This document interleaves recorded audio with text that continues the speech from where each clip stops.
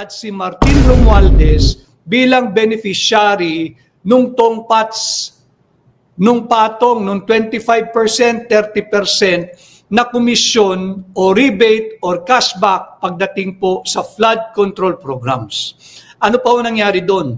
Pinangalanan ni mag-asawang Diskaya yung hindi bababa sa 17 kongresista. Diba? Andyan pinangalanan. Ito nga ho ang pag-uusapan natin ngayon mga ka-reaction update PHA. Mantagin po ninyo, ito po wala ang pinaka-dulot pulo o ang pinaka-utak kung bakit tinanggal itong si Senator Marcoleta bilang chairperson ng Blue Ribbon Committee. Kasi nga mga ka-update no, sa pagkanta netong si Carly Diskaya o ng mag-asawang Diskaya, si Sarah, isama na rin ho natin yan, parang bumaliktad po o bumaluktot itong nangyayari sa Senado. Nagkampihan nga ho itong mga dilawan at pinklawan. Di ba? Nagsama-sama po sila ng administrasyon ni Marcos Jr. Di ba nakita naman po natin bigla ho sila nagkabotohan. Bigla hong papalitan itong si SP Chis Escudero. Bigla rin pong napalitan itong si Senator Marcoleta. Sa nangyaring ang talumpati kahapon mga kabdita, itong nangyaring hearing diyan sa Senado, nagsalita na itong si SP Chis Escudero, former Senate President pala mga kabdit. Nasanay lang din ho tayo. Nilabas niya po yung baho ni Martin Romualdez. Diba? Nilabas niya po yung pinakamasasaklap, pinakamatitinding korupsyon. Isa pa nga daw ho itong si Martin Romualdez sa gustong ma-impeach si VP Sara. Diba? Lumabas na po talaga.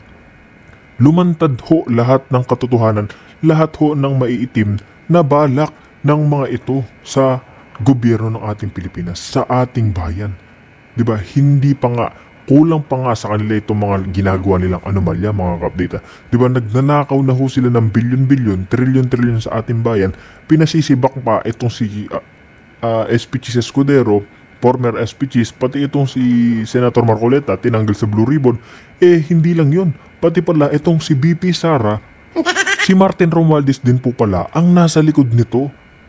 Diba? Inilahad po yan. Ibinuksan ni Escudero na si Martin Romualdez ang nasa likod ng gustong pagpapa-impeach kay VP Sara. Yan po yung malaking pagkakamali nila. Kinalaban po nila yung nagseserbisyo ng tapat sa Senado, sa kanyang nasasakupan. Diba, yung bloodbath na gusto nga ni VP Sara, mga kabdate, natatandaan po ba natin? Noon pa po yan, ilang buwan na nakalipas. Ngayon, nangyayari na ho. Nangyayari na ho, pero hindi sa impeachment ni VP Sara, kundi ngayon, dyan sa House of the Representatives, pati dyan sa Senado. Diba? Si Saldico, bumaba na bilang congressman. Si Speaker Romualdez nagbaba na.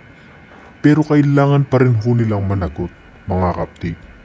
Kailangan po nilang managot sa taong bayan. Mga kapatid, i-show na lang po natin ito mamaya. Ito kasing sa China, ito pong sa China, mga kapatid, yung Prime Minister na nagnanakaw ho, matindi po ito, mga kapatid. Nagnanakaw po siya, nabisto siya ng presidente. Yun, si Xi Jinping, patungkol din po sa, naging corruption po kasi yan . Alam niyo po yung ibinigay niya? Binigyan niya ho ng death penalty. Kahit na mataas ang posisyon.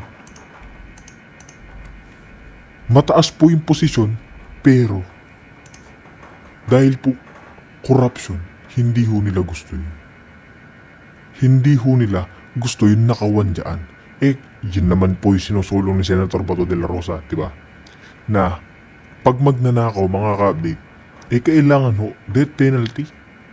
Marami pong di sang-ayon dyan. Sila Risa Hontiveros, sila, alam niyo naman po yung mga yan, si PhilHealth Queen, diba? Maganda naman po yung sinusulong ni Senator Bato kung tutuusin. Maganda ho yan. Matatakot po yung mga magnanakaw dyan. Pero syempre, hindi papayag ang karamihang senador dyan, yung karamihang congressman, kasi alam po nila mabubuko ho sila. Diba? Mabubuko ang baho nila, mga ka-update. Kaya takot na takot ho sila sa death penalty. Pero kung maisulong ho yan, babahag ho yung mga buntot niyan, babahag at babahag, matatakot pong magnakaw yung mga yan. Diba? Sa naging interview nga ni Miss Rowena Guanzon, mga ka-update, kung natatandaan po natin, tinanong kung bakit walang porsyento noong, o walang masyadong malaking tax yung mga diskaya noong panahon ni Pangulong Duterte. Takot magnakaw yung mga tao nun. Tsaka hindi ho humihingi ng porsyento itong si Pangulong Duterte sa mga diskaya. Yan po yung hindi matanggap ng admin ngayon ni Marcos Jr. na hindi nadadawit si Pangulong Duterte sa korupsyon. Diba? Kahit na ano pong pamimilit nilang panira kay Pangulong Duterte, wala ho po silang masira-sira dahil hindi ho nila mapatunayan. Diba? Kaya ngayon, dinala ho siya sa ICC. Yun lang po yung kaya nilang gawin dahil sa ginawa ni Pangulong Duterte, nagpakasama siya sa sarili niya para ituwid ang bansa niya. Diba? Para sa ikabubuti ng Pilipinas. Ganun po yung nangyari kay Pangulong Duterte para malinaw lang ho sa atin. Kaya mga update, pakinggan naman po natin ito naging pahayag ni Atty. Vic patungkol nga sa pinakasekretong sekreto ni Martin Romualdez, ni Saldico. Lahat ho ng baho nila mabubuksan na. Kaya mga update, simulan na ho natin. Wala nang paligoy-ligoy pa. Wala na kanina binanggit uli ni Senador Chis Escudero yung pangalan ng isang dating kongresista ng Quezon City. Na as per Mr. Diskaya, ito raw po yung palagi ang nagbabanggit sa pangalan ni Martin Romualdez na kabahagi doon sa tatanggapin niyang pera mula sa Diskaya Couple. In short, pumapapil pa itong bagman at kolektor. 17 po yung binanggit na kongresista. Hanapin ko lang po mamaya sa aking notes. 17 yan. At nung nag-plenary session na ho, tinanggal si former Senate President Chis Escudero. Pinalitan din si Senador Dante Marcoleta. Diba? So dito natin makikita na talagang merong organized and concerted effort na huwag pasiritin ang agos ng korupsyon papunta kay Martin Romualdez. Tila bawal banggitin ang kanyang pangalan sa lahat ng pagdinig. Mga ka-update, dyan pa nga lang, nung nagkapalitan ho ng mga posisyon dyan, halatang halata na ho na may itinatago sila at ayaw po nilang ibulgar ito. Pero ngayon, mga ka-update, lumantad na ho lahat. Diba? Lumantad na ho lahat itong mga dawit, yung mga taong nasa likod ng mga flood control projects. Kasi mga ka-update, billion, trillion ho ang usapan dito. Hindi ho maliit na pera. Kaya takot na takot ho itong mga taong yan na baka nga mabulgar o madaldal itong si Martin Romualdez. Pero ngayon mga update, wala na, lumitaw na ho. Alam na ho ng taong bayan kung sino-sino yung mga mastermind. Kung sino-sino yung mga taong malalaking kinatatakutan nila dyan. Di ba? Tila bawal banggitin ang kanyang pangalan sa kahit na anong interview. Kaya mamaya ho ay mag-newscast na yung mga mainstream media. Dito na lang ho kayo. Titingnan lang naman ninyo kung anong spin na naman nila Baka mamaya dyan sa headline ng mga mainstream media, ang masama bigla si Senador Dante Marcoleta at saka si Senador Chis Escudero. Baka hindi banggitin na talagang paulit-ulit na. Binabanggit ang pangalan ni Martin Romualdez bilang isa sa ulo ng pugita, yung pugita ng flood control funds corruption. Isa sa ulo ng pugita na patuloy na sumasakal sa ating pambansang budget. Ulit-ulit ko rin sinasabi, the Alpha and the Omega, hindi po ito yung construction firm ng mag-asawang Diskaya, kundi the Alpha and the Omega, yung simula't katapusan ng pagnanakaw at korupsyon sa ating bansa, nakaugat po iyan sa ating taunang budget. So binanggit po ni Chis Escudero, huwag tayong sumakay, huwag tayong magpabudol sa sarswela at script ni Martin Romualdez. At malinaw po dyan, naglahad din siya na mas malaki pa ho yung budget na inilaan sa Flood Control Department or Department of Flood Control kesa sa regular department, yung Department of Agriculture. Kaya wag din ho tayo magpapabudol na sinasabing priority ng Marcos Jr. administration ay palaguin ang agrikultura, ang sektor ng agrikultura, ang pagsasaka, ang pagtatanim, ang pangingisda. Hindi ho. Hinigop nila yung pondo instead of putting it where it matters the most, the Department of Agriculture, to provide us food security. Sadly, hindi po ako fan ng food security. Bakit? Bata pa ho ako, food security na. Hindi na po tayo graduate sa terminong food security. Dapat po kung ginamit yung pera nating mga Pilipino, really to address yung ating food security, we should be talking now of food sovereignty. Talagang may laya na tayo sa kagutuman. Ngayon no, meron pa rin tayong food insecurity. Dekada na po ang tinakbo nito. Food insecurity pa rin. Ang pangako, food security pa rin. Dapat po food sovereignty na. Higit na mas mataas na antas ng seguridad, yung food sovereignty. Yung food security, tayo lang. Kaya nating pakainin at hindi magutom ang ating populasyon kung ano man ang mangyari, kagaya ng COVID. Pero yung food sovereignty, kaya na po natin. Magpakain ng mga kapitbahay, pwede tayong magbenta ng bigas, magbenta ng mga livelihood natin, magbenta ng mga livestock natin, magbenta ng mga isda. Pero hindi ho tayo umabot doon eh. Nandun pa rin tayo, napako po tayo sa food insecurity. Why? Ninanakaw ang pera natin. Ano? So mahalaga ito na pinag-uusapan natin, sinabi rin. Ito po yung pakapansinin natin mga kapdita. Yung mga katabing bansa natin, yung mga ibang bansa ho dyan.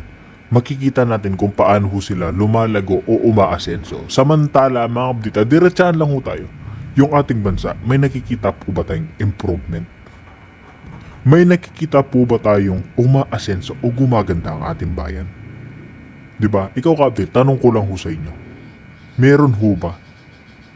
Diba? Kung wala ho tayong nakikita, ibig sabihin mga kapdita, malaki ang nakawan na nangyayari sa ating bansa. Diba? Malaki ho, bilyon, trilyon. Isipin nyo isang proyekto pa lamang yan Nasa flood control pa lang tayo, nasa mga baha, megadite. Pero yung mga ninanakaw na ho nila, grabe na, nagsilantara na, trilyon, bilyon. O paano pa ho yung mga iba't ibang proyekto, mga project na hindi pa natin nakakalkal. Yung mga proyekto pa buhon nating hindi nabubuksan. Diba? Paano na po kaya yun mga kapatid? Diba? Kaya hindi tayo umaasenso sa ating bansa. Dahil po dyan sa corruption, yung mga buhayang nagnanakaw. Diba? Kaya kailangan po dyan mga kapatid, managot ho sila sa taong bayan. Maganda ho itong death penalty na ipinatutupad ng ating Senator Bato de la Rosa. Kasi matatakot ho sila Wala nang uulit kung may magnakaw pa tapos malaman ganyan yung mangyayari. Matatakot ho sila. Ni Chis Escudero, naging tapat daw siya at totoo sa kay Bongbong Marcos. Ang sabi niya, sinabi ko ang tapat at totoo kay Pangulong Marcos. Sabi po ito, wika po ito ni Chis Escudero. Yung anong nangyayari sa budget. Therefore, kaya mahalaga na ni-note ko ito, ibig sabihin, mulat po ang kaisipan ni Bongbong Marcos sa anomalyang nagaganap sa ating taunang budget. Bakit? Nasa record na po ng Senado yan. Hindi po pwedeng itanggi at marami pong nanonood kanina. Binang sinabi ko ang tapat at totoo sa kanya referring to BBM. Sinabi niya na kung paano sinasalaula ang taunang budget ng tandem ni Martin Romualdez at Saldico. Anong ginawa ng Bongbong Marcos? Wala. So ano ibig sabihin nun? Kasabwat ka din. Hindi pwede na sasabihin mong hindi mo alam, kagaya ng ginagawang paghuhugas kamay ngayon, alam niya sino nagpatotoo? Dating former Senate President. Sinabi sa kanyang pahayag kanina sa floor ng Senado na sinabi niya ang tapat at totoo sa kanya. Sa kanya referring to Bongbong Marcos. Alam ni Bongbong Marcos ang nangyayari sa ating taunang budget. And yet, he signs the proposed or the General Appropriations Bill for the last 3 years. Hindi niya pwedeng sabihin, hindi niya nalalaman. Maganda rin yung naging revelasyon ni Senador Chis Escudero na talagang inabuso at ginamit, at ito raw ay pinatotohanan din ng isa niyang kapwa niya mambabatas, si Congressman Toby Tiangco, na ginamit po yung pondo ng Pilipinas para obligahin ang pagpirma ng mga kongresista sa huwad at unconstitutional at illegal at invalid na impeachment complaint laban kay Vice President Inday Sara Duterte. Ginamit po yung 4-letter release. Sinabi ni Chis Escudero na ito'y pinangako na i-release agad, kung hindi sila mabibigyan ng pondo. This was days leading to the opening of the national campaign, wala pa po yung local. Pero makikita natin the motivation of those who signed. The motivation of those who signed, pera. Yung mga kongresista, pera. Pera ang motibasyon nila sa pagpirma, kanya nga po kalokohang nabasa nila yung impeachment complaint. Ang problema ring isa, yung chairman ng COMELEC, bahagi po ng aparato ni Martin Romualdez eh. Sinabi rin ito ni former Senate President Chis Escudero. Kaya siya nakakaharap ngayon sa isang kaso, yung kanyang campaign contributor noong 2022, dahil brinaso, tinakot ang COMELEC na kung hindi ko aprubahan, pahirapan ko kayo sa budget. Maaaring nangyari yan, pero hindi lang din yun yung dahilan. Yung chairman po ng COMELEC na si George Garcia, willingly, kasabwat po iyan eh. Ang dami na pong pagpapatunay. Paanong naupo yung asawa ni Martin Romualdez? Yung Yeda. Malinaw po sa ating saligang batas. Saligang batas na po ito hindi pwedeng mas mataas ang COMELEC.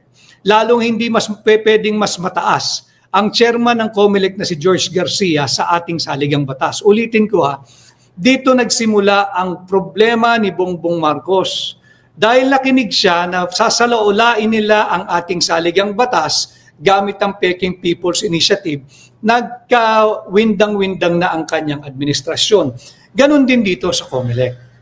Paanong nakaupo yung asawa ni Martin Romualdez? Malinaw sa ating saligang batas na walang sino man, kahit ano pa ranggo mo, ano pa posisyon mo na elected ka, walang sino man ang pwedeng manilbihan ng more than 3 consecutive terms.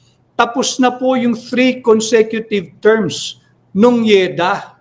Pang-4th niya na po ngayon. And yet, pinayagan ni George Garcia. Kasali po ang COMELEC talaga sa aparato ni Martin Romualdez.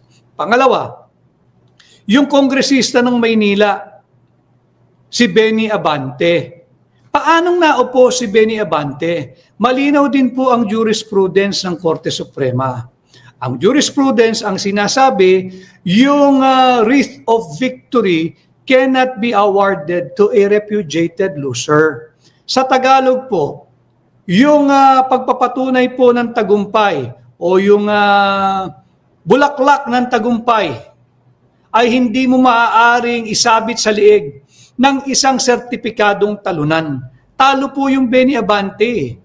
Any which way you look at it, for the sake of discussion na na-disqualify or disqualified sadya, yung kanyang kalaban, hindi po pwedeng i-award dahil nagbotohan po sa Maynila at ayaw na po ng mga taga-Maynila yung distrito ni Benny Abante kay Benny Abante. So dito makikita natin, willingly accomplish po si George Garcia ng COMELEC. Ipatawag din dapat yung mga napangalanan doon sa affidavit ni Diskaya. 48 million pesos per maleta, delivered yung 35 sa bahay ni Martin Romualdez sa 42 McKinley Street, Forbes Park, Makati. 35 na maleta, nagkakahalagang 48 million. Ang halaga po nito ay higit kumulang 1.7 billion pesos. Isang delivery lamang, hindi lamang po sa nasaksihan. Siya mismo nag-delivery. yung ang nag-deliver, si Master Sergeant Orly Gutesa. Orly Gutesa, paulit-ulit pong binabanggit. Mga kababayan, proteksyonan din po natin in whatever way we can si Master Sergeant Orly Gutesa. Siya na po ang object ng demolition, and perhaps I will not be surprised kung may physical threat or harm. Dahil tama ho yung tinuran kanina nung salita ni Senate President Jesus Escudero. Siya lang naman ang hindi nakinabang sa flood control anomaly. Hindi nakinabang sa flood control funds. Hindi na humasikmura nung Marine. Mararangal po ang ating mga sundalo Hindi na po masikmura. Kanya siya ay nag-decide na lumabas ako at sabihin ko yung aking nalalaman. Bakit? Dahil naawa siya sa kanyang sarili, sa kanyang mga katropa, sa kanilang pamilya, taga-bit-bit po sila Taga-bit-bit po sila nung mga mali-malitang. Diba? Nagsalita na nga itong si Orly Gutesa, mga ka-update. Tapos itong si Ping Lacson, itong sila mga tuta ni Alipores ni Martin Romualdez, pilit ho siyang binabanatan.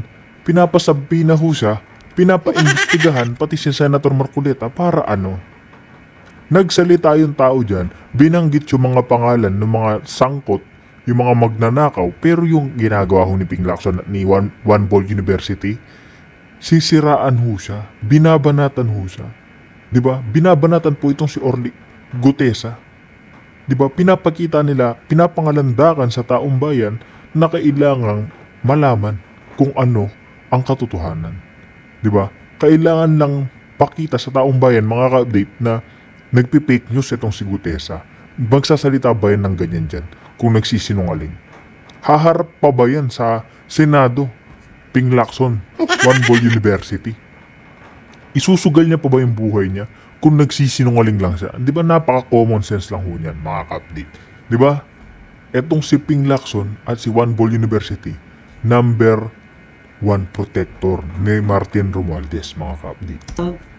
Nakaw na yaman. Nakakapagod po yun.